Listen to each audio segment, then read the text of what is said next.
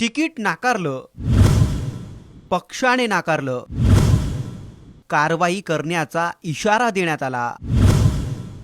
अनेकांनी साथ सोडली. पक्षातले जवळचे सहकारी परके झाले. वरिष्ठांनी दुर्लक्ष केलं. पण तरीही विशाल पाटलांना सांगलीकरांनी स्वीकारलं. आपलं सर्वस्व पणाला लावून विशाल पाटलांनी सांगली लोकसभेचं मैदान मारलं.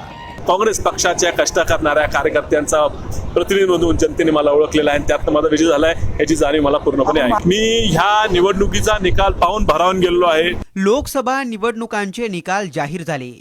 या निकालांमध्ये अख्ख्या महाराष्ट्राचं लक्ष सांगली लोकसभेच्या निकालाने वेधलं.